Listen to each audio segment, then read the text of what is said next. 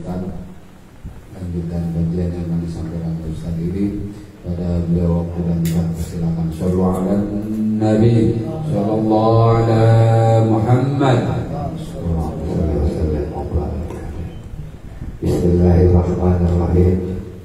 Assalamualaikum warahmatullahi wabarakatuh. Alhamdulillahilladzi an'ama ni'matal iman wal islam wa ashhadu an la ilaha illallah wahdahu la syarika lah wa ashhadu anna Muhammadan abduhu wa rasuluh la nabiyya ba'da. Allahumma shalli wa sallim wa barik ala sayyidina Muhammadin wa ala alihi wa sahbihi ajma'in, amma ba'du. Allahumma rabbi shrah li sadri wa yassir li amri wa hlul 'uqdatam min lisani yafqahu qawli. Allahumma arinal haqqa haqqan warzuqna ittiba'ah wa arinal batila batilan warzuqna ijtinabah. Alhamdulillah, puji beserta syukur mari sama-sama kita panjatkan kehadirat Allah Subhanahu wa taala yang telah mentakdirkan kita untuk kembali hadir dalam rangka kajian tafsir Al-Quran yang insyaallah pada kesempatan kali ini kita melanjutkan pembahasan surah Al-Imran ayat ke-82, dan begitu juga salawat beserta salam tidak lupa marilah kita curahkan kepada Nabi kita Muhammad sallallahu alaihi wasallam. Para bapak yang saya hormati dan mudah-mudahan Allah muliakan, di dalam ayat ini Allah Subhanahu wa taala berfirman, A'udzu billahi minasyaitonir rajim. Faman tawalla ba'da dzalika fa ulaika humul fasiqun. Faman, maka barang siapa tawalla yang berbalik ba'da dzalik setelah itu, fa ulaika humul fasiqun, maka mereka termasuk orang-orang yang fasik. Di dalam tafsir ini saya selalu menjelaskan makna tawalla, apa yang dimaksud daripada makna tawalla. Dia muqabil, dia ini merupakan kebalikan dari kata akbaru, yaitu mendekati. Wa akbaru, dan adapun mendekati itu takmuni, yaitu innahu ja'a biwujuhi alaika, yaitu datang dengan menghadap kepada kamu, itu mendekati. Wa tawalla, maka yang dimaksud daripada tawalla atau berbalik yaitu a'rada kama naqulu nahnu bi ta'biratina as-sa'i'ah, yaitu berpaling sebagaimana perkataan kita pada umumnya, yaitu a'tani zukhrah, yaitu memberikan kepadaku punggung. Maksudnya memberikan kepadaku punggung itu ngebelakangin gitu. Maka yang dimaksud dari tawalla berpaling itu artinya membelakangin gitu. Wa man hadihi, dan makna ini itu artinya lam ya'bah, enggak peduli, lam ya'bah beri, yaitu enggak peduli kepadaku, wa lam yuqbilu alayya, dan dia enggak menerima aku. Itu dari maksud daripada berpaling. Nah, terus di sini juga saya selalu mengatakan idzan qalmaratu akhadul akhdu, dan dengan demikian maka maksud daripada mengambil janji yaitu kepada manusia demikian itu janji terhadap agama. Nah, lantas apa pengertian fasik secara bahasa?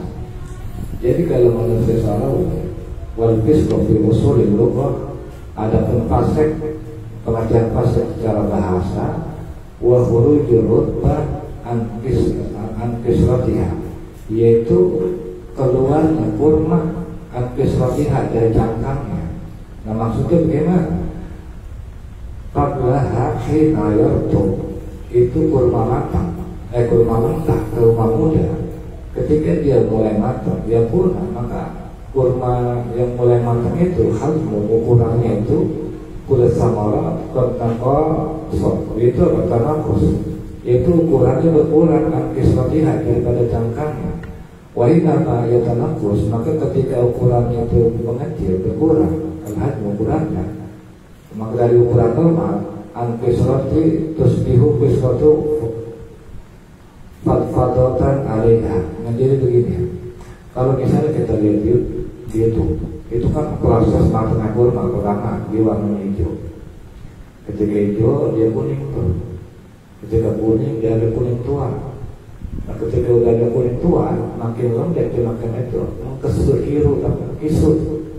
Ketika udah kisut kering itu keluar dari cangkangnya. Nah, proses secara bahasa itu seperti itu, seperti kurma matang yang saking dia udah matang itu sampai lepas sendiri. Makanya di sini dikatakan kalau dalam bahasa orang Arab pasaqatir rubbah, yaitu kurma matang yang jatuh dari pohonnya. Gitu, itu saking matang atau kurma itu jatuh sendiri. Karena apa? Udah lepas dari cangkangnya. Jadi orang fasik itu seperti itu. Yang jadi pertanyaan, kenapa kok agama memberikan takbir, memberikan perumpamaan kalau orang fasik itu seperti kurma matang yang lepas dari kulitnya, gitu. Nah, ada pun agama menjadikan bahwa fasik atau menjadikan gambaran itu untuk apa? Bagi manusia yang keluar dari manhaj Allah, seperti dia itu keluar daripada kurma keluar dari cangkangan. Artinya apa? Yang namanya manhaj Allah, ajaran Allah itu meliputi seluruh permasalahan hidup orang, seluruh aturan hidup kita itu semuanya itu apa? Sejatinya ajaran Allah, manhaj Allah itu apa? Meliputi semua kehidupan kita. Maka kalau orang fasik, orang yang keluar daripada ajaran Tuhan, orang yang menolak ajaran Tuhan, itu sejatinya seperti kurma yang keluar dari cangkangnya. Artinya, wow, udah benar-benar lepas, gitu. Diumpamakan seperti itulah. Dan juga kan di sini dikatakan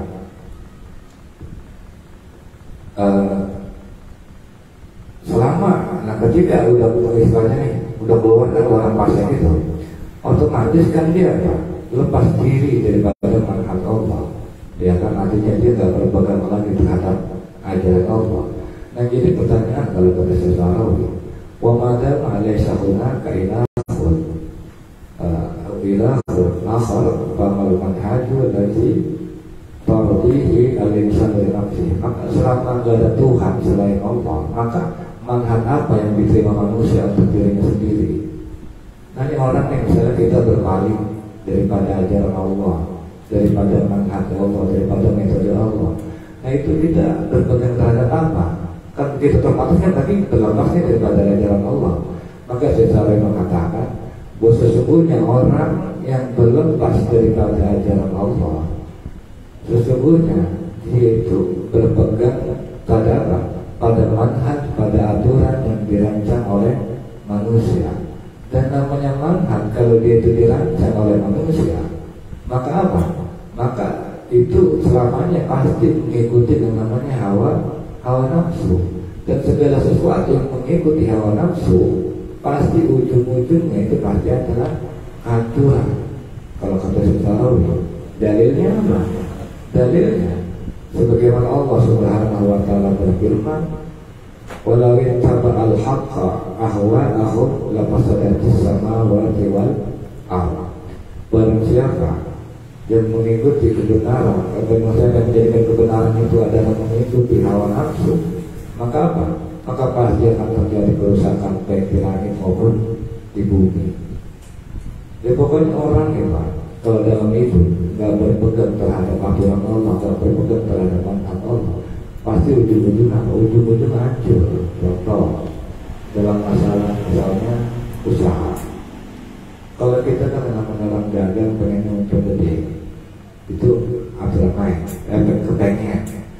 Cuman kalau misalnya kita mengikuti hawa nafsu, maka ketika kita dagang Pak, kita nggak peduli namanya aturan, kurangin timbangannya kan gitu, nipu orang. Kenapa? Karena target kita pengennya untuk gede cepat kaya. Kalau misalnya itu mengikuti hawa nafsu, otomatis kita bakal curang, kurangin timbangan, jual barang rusak. Padahal perbuatan curang tadi itu bakal hancurin usaha kita. Orang jadi kapok, orang jadi tawa, kalau akhirnya apa? Bangkrut. Oleh sebab apa? Oleh sebab kita dalam usaha itu sekedar mengikuti hawa nafsu orang. Begitu juga dalam urusan ibadah. Nah ibadah juga hati-hati Pak. Jangan dikira ibadah itu gak mengikuti hawa nafsu, bisa. Yaitu apa?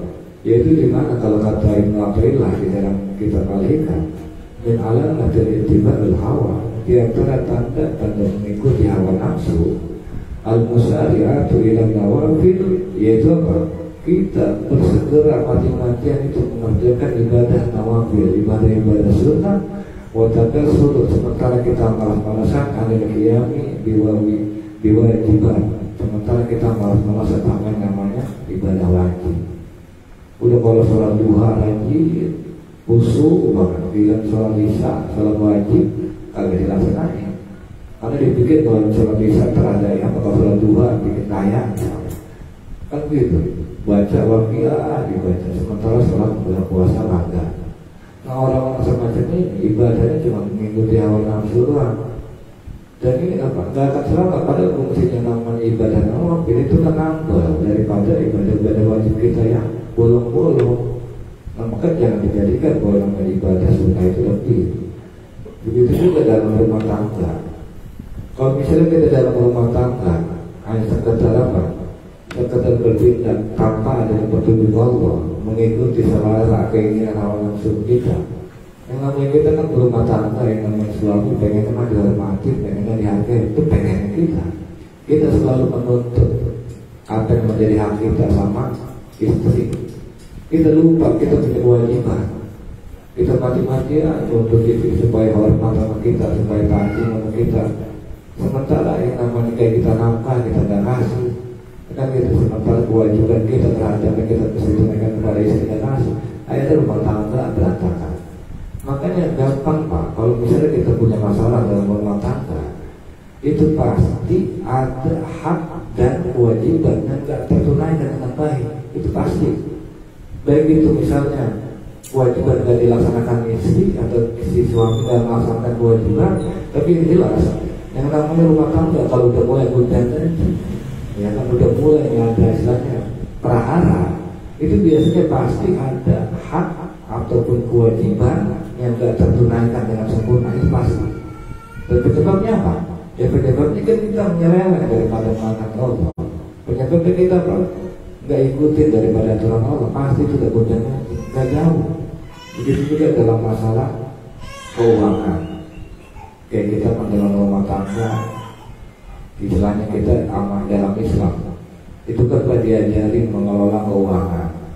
Salah satu bentuk yang diajarkan oleh Islam yaitu apa? Innal mubadzirina ikhwana sayatin, kalau kata Rasulullah. Sesungguhnya al-mubadzir, orang-orang yang boros, ikhwana sayatin, adalah saudaranya setan. Nah kenapa Pak Rasulullah mengatakan bahwa namanya orang yang boros itu saudaranya setan? Karena yang namanya pemborosan itu apa? Pasti dia ketika mengeluarkan uang itu berdasarkan hawa nafsu, tanpa mempedulikan bahwa pemasukan dia nggak seberapa, pengeluaran dia lebih daripada pemasukan. Yang ujung-ujungnya ketika kita mengikuti hawa nafsu tadi, hancur-hancuran hidup kita. Nggak ditakar antara keinginan dengan kemampuan. Oleh sebab apa? Kita nurutin hawa nafsu, nggak mau kalah dari orang, nggak mau dianggap hina sama orang. Ujung-ujungnya hilang. Parahnya lagi, minjemnya misalnya direntenir lagi misalnya, udah pakai hancur-hancuran itu. Udah pasti hancur-hancuran, susah gitu. Kecuali kita maksimal kelarin semua hubungan kita sama rentenir. Ujung-ujungnya kalau sekedar menutupi kehidupan dengan meminjam duit, nah lantas dari mana kita karena membayarnya buat kebutuhan ini kita boleh nutup. Nah itu jadi bahaya. Dan menjadikan apa? Kehidupan yang kita hancur-hancuran dalam masalah keuangan, kita keluar dari apa? Dari aturan Allah, kita keluar dari manhaj Allah. Oleh jelas kalau kata Allah, yaitu apa? Barang siapa yang selain kebenaran itu pada mengikuti hawa nafsu, ya udah tunggu aja hancuran, pasti bakal hancur. Begitu. Itu salah satu di antara penyebabnya.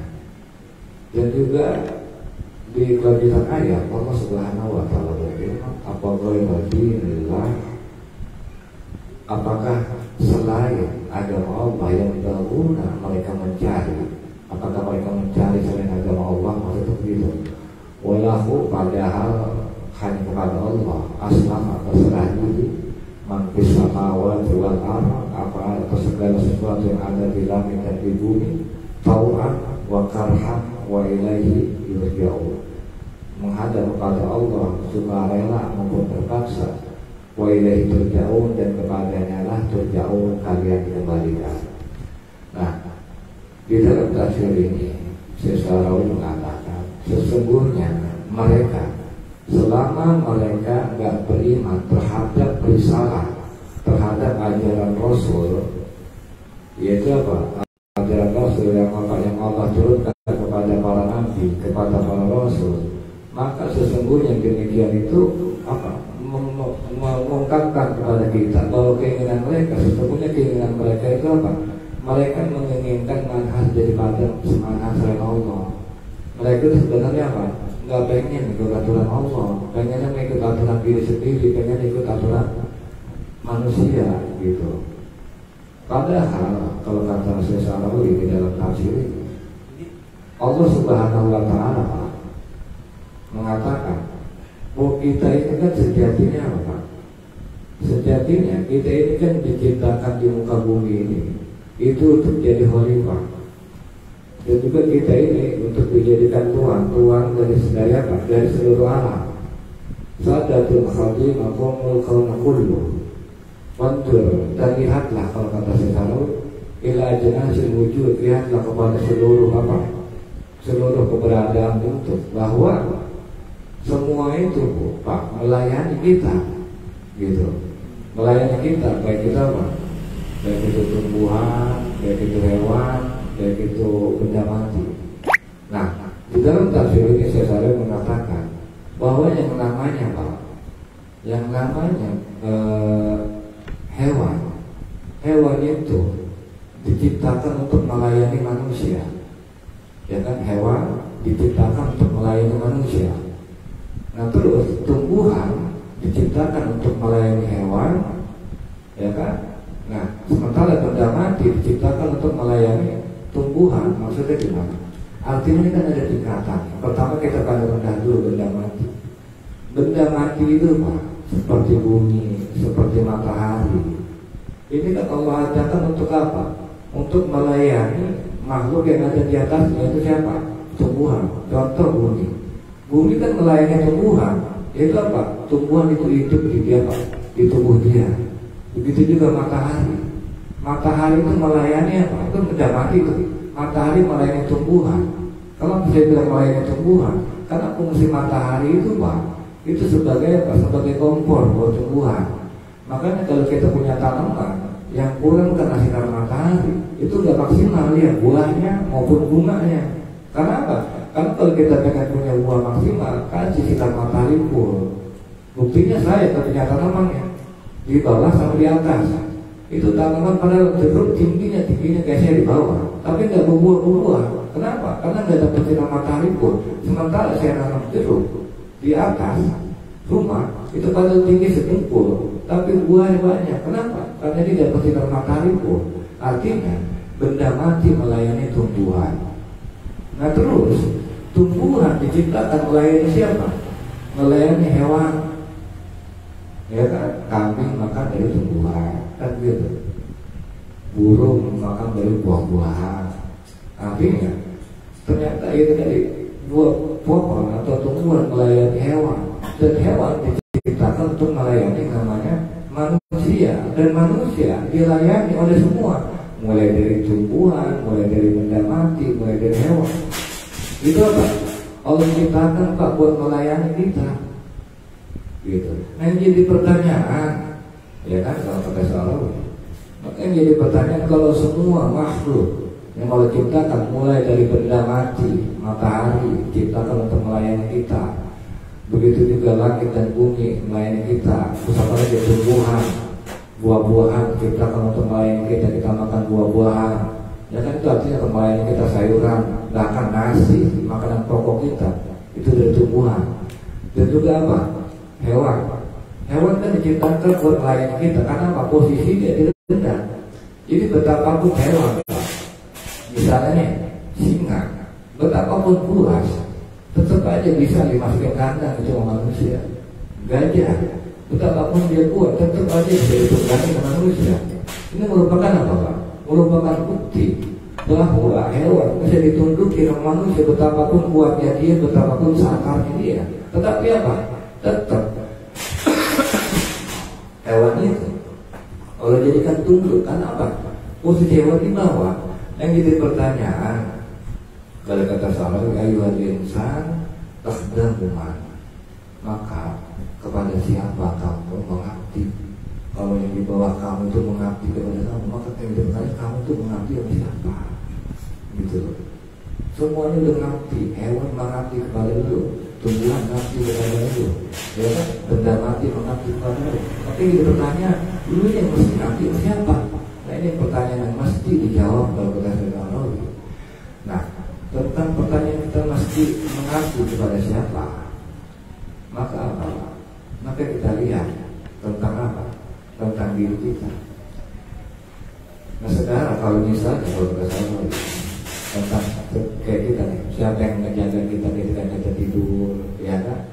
Kita tidur, Pak. Misalkan kalau lah kita kan global, tapi nggak ada tuh namanya apa kecoa, apa semut atau kelabang yang kan dia senang yang global-global, tapi enggak kita masuk. Siapa yang menjaga ketika kita tidur? Kan begitu. Ketika kita tidur kita bisa bangun. Siapa yang kita bisa jadi bangun lagi? Kan begitu. Maka kalau kata saya Sarawi, maka jika datang kepada kamu yuhadditsuka, yang menjelaskan kepada kamu bi anna ghaiban huwa ilahun, bahwa sesungguhnya Tuhan itu adalah sesuatu yang baik, yang menuntut kepada kamu untuk mengabdi, fayajib an taqulu, maka wajib kamu bilang apa? Inna hadza kalamun mantiqiyyun, ini adalah ucapan yang paling masuk akal. Yang apa? Ini sebagai liwudu'i habil qaum, yang apa? Yang istilahnya pas posisi dengan kehidupan kita. Oh iya, ternyata kita mesti tunduk sama sesuatu yang lebih kuat dari kita, yang menjaga hidup kita. Siapa? Allah Subhanahu wa Ta'ala. Dan begitu juga saya Sarawi memberikan satu pertanyaan. Fahal wajadka jinsan minal ajnasi tamarradu ala muhimmah, maka apakah yang menjadikan apa jenis-jenis tadi, baik itu hewan, baik itu apa, itu tamarrud, itu enggak apa, enggak memberontak atas tugas saja. Jadi Pak, setiap ras, maksudnya hewan, benda mati itu punya tugasnya. Seperti matahari, matahari tugas menyinari, kan gitu. Itu tugas dia, dan dia istiqomah dengan tugas tadi. Terus apalagi bulan, bulan itu menjaga kondisi gravitasi bumi. Jadi kalau bulan agak sedikit bergeser, misalnya bulan nih menyeleweng terhadap tugasnya, misalnya geser, tsunami akan kita. Karena pasang surutnya laut itu tergantung posisi bulan. Kan kalau nelayan biasa ngelihat bulan. Maka kalau misalnya nih bulan melenceng daripada kewajiban dia terhadap Allah, digeser aja, habis kita kalau tsunami seluruh dunia bisa. Begitu juga apa? Tanah menjalani tugasnya. Itu dimana dia menghasilkan apa? Tanaman, kan begitu. Terus apa lagi? Tumbuhan, hewan, kuda. Kalau kata Sarawi, itu kita lihat contoh kuda. Apakah kuda itu yang melaksanakan tugasnya? Melaksanakan, Pak. Contoh kenapa saya bilang melaksanakan kalau kata Sarawi? Coba kita lihat kuda. Dalam satu kesempatan, kuda kita kasih nih bantalan. Misalnya bantalan itu empuk, bahkan kita kasih ketalnya itu misalnya dari tembaga. Tapi bila waktu kita kasih tunggangan apa? Misalnya kayak sampah, kayak apa yang misalnya nggak bagus lah. Apa itu kuda memberontak? Sialan, gua kemarin dikasih tunggangan empuk, sekarang ternyata beban apa kotoran misalnya. Apakah kuda memberontak ketika dia tunggangan itu dirubah jadi sesuatu yang kotor? Enggak. Kenapa? Karena itu bentuk bahwa kuda itu nggak pernah memberontak terhadap tugasnya dia sebagai kuda. Apakah ketika melihat dia temannya dipencut, ya kan, ditunggangin, dikuras tenaganya, apakah ketika melihat dia temannya dia apa jadi mundur? Jadi istilahnya gak mau gua disiksa manusia. Terbanyak walaupun temannya dipencut, dia juga mau aja dipencut. Kenapa Pak? Karena udah menjalankan tugasnya. Begitu juga seperti matahari. Kalau kita selalu ahadakum as-samsu marratan qala. Apakah kita pernah melihat matahari berkata? Kalau matahari bilang bagaimana? Lam yaitu khalqan yu'jibunani. Apa dia bilang, gua nggak mau menyinari manusia lagi. Kenapa? Karena dia udah bukan kesel gua, dan gua nggak akan bersinar saat tajibuka yaum, dan gua hari ini menghijab diri gua untuk nggak sinar. Apa ketika matahari melihat kita yang berbuat maksiat, matahari kagak mau bersinar? Tetap Pak, betapapun kita diberi manusia, matahari tetap bersinar. Kenapa Pak? Karena matahari tetap melaksanakan tugasnya dari Allah. Enggak, dia pernah menang namanya melanggar daripada perintah Allah. Tetap matahari bersinar. Begitu juga hujan. Kalau memang udah waktunya turun gitu hujan, apa kali kita kebanyakan dosa, apa kali turunin hujan itu nggak turun, tetap aja turun. Kenapa? Karena semua menjalankan tugasnya masing-masing. Nah, kalau misalnya semuanya melaksanakan tugasnya masing-masing, sebenarnya nggak akan ada yang namanya bencana, nggak akan ada yang namanya satu hal yang istilahnya apa ya, nggak harmoni. Itu ketika semuanya melaksanakan itu semua dengan tugas masing-masing. Nah, jadi pertanyaan, kenapa ada longsor? Kan begitu. Katanya namanya tanah tugasnya ya dia tetap namanya akan tuntut terhadap Allah. Ya penyebabnya apa? Karena campur tangan manusia tadi. Itu ketuaan yang namanya sifat tanah itu apa? Butuh diikatnya sama apa? Sama pohon akar. Kan begitu. Kalau misalnya pohon itu nggak ditambahin lagi longsor wajar.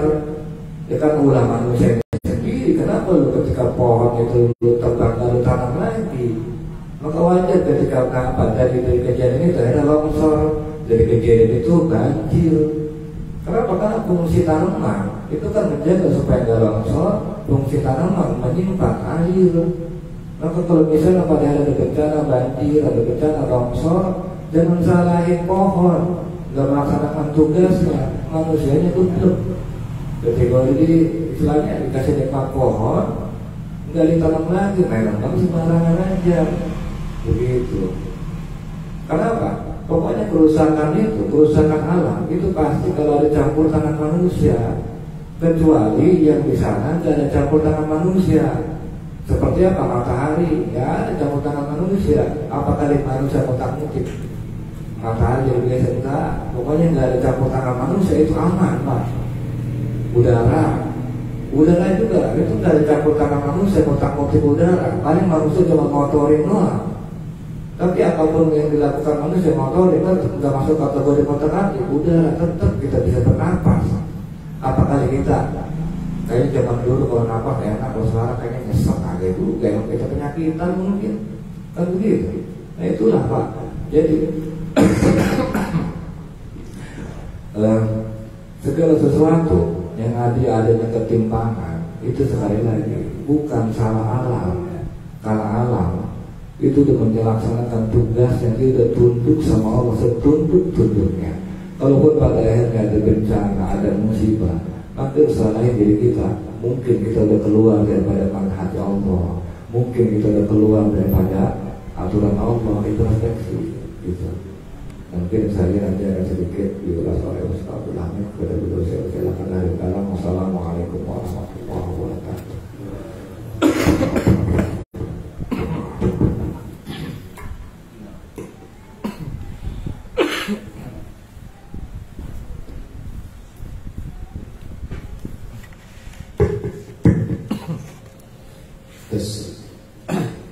Baik, Bapak hadirin yang dimuliakan Allah Subhanahu wa taala, demikianlah lanjutan kajian kita pada malam hari ini, di mana pada ayat ini Allah memberikan petunjuk kepada kita tentang gambaran bagaimana ketika kita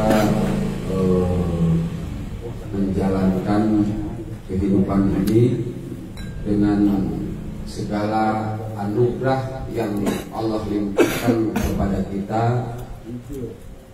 dalam mengarungi kehidupan ini. Jadi Pak, begini gambarannya.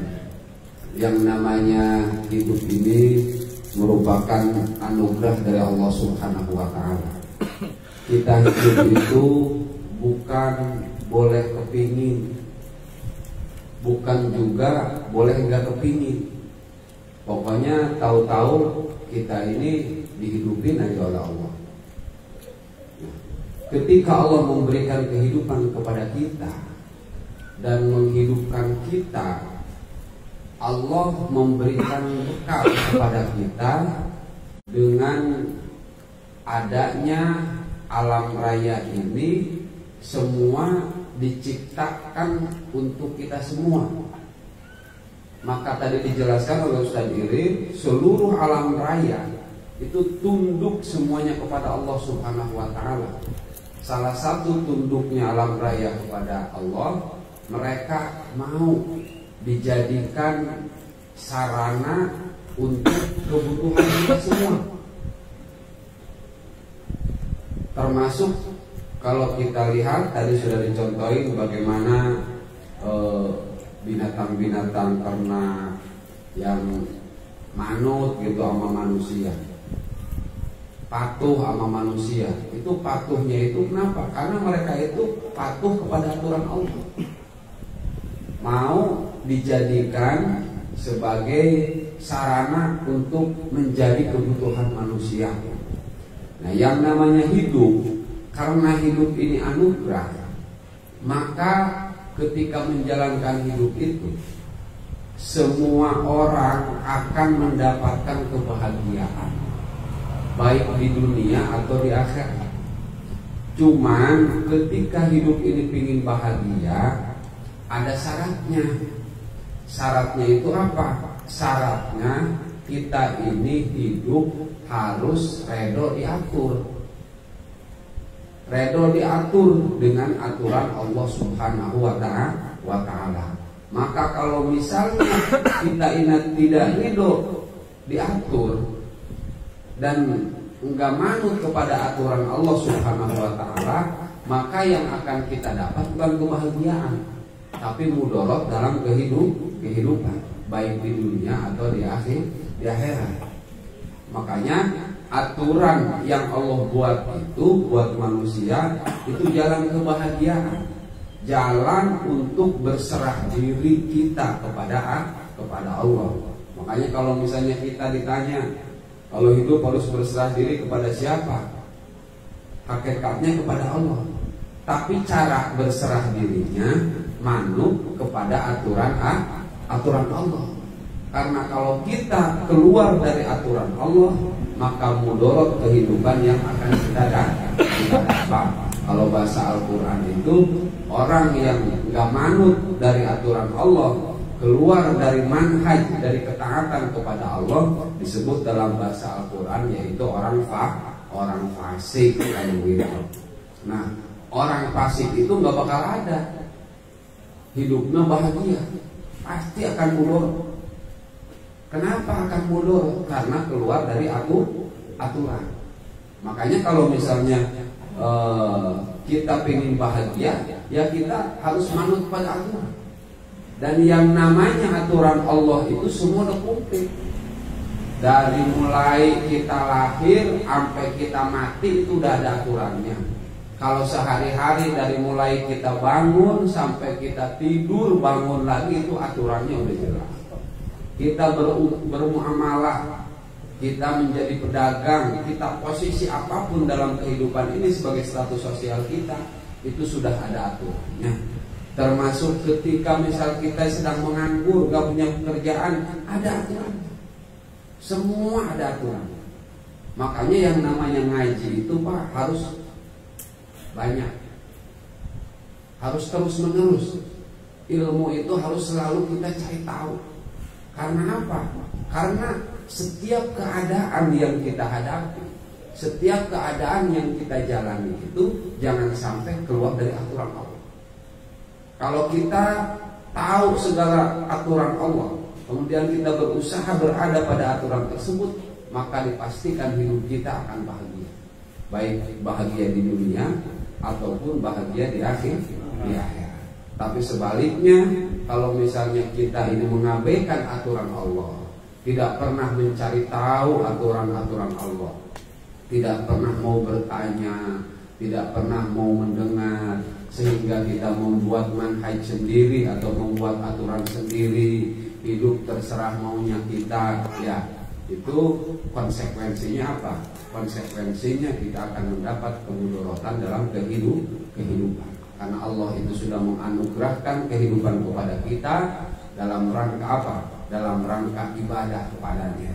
Tentunya yang namanya ibadah itu kita tunduk patuh atas aturan Allah Subhanahu wa Ta'ala. Mudah-mudahan dengan kita mengkaji ayat ini, kita semakin semangat untuk mencari ilmu, mencari tahu tentang aturan hidup ini. Kita senantiasa berpegang, berusaha berada di jalan Allah Subhanahu wa Ta'ala, sehingga kita senantiasa merasakan kehidupan yang bahagia. Bahagia tanpa adanya ember-ember yang lain, tapi kita berbahagia karena merasa kita milik Allah Subhanahu wa Ta'ala dan merasakan bahwa Allah senantiasa menganugerahkan segala kebaikan kepada kita. Dituliskan niat wa bijahin Nabi Muhammadin sallallahu alaihi wasallam. Al-Fatihah. A'udzubillahi minasyaitonir rajim. Bismillahirrahmanirrahim. Alhamdulillahirabbil alamin arrahmanir rahim maliki yaumiddin. Iyyaka na'budu wa iyyaka nasta'in. Ihdinas siratal mustaqim. Siratal ladzina an'amta 'alaihim ghairil maghdubi 'alaihim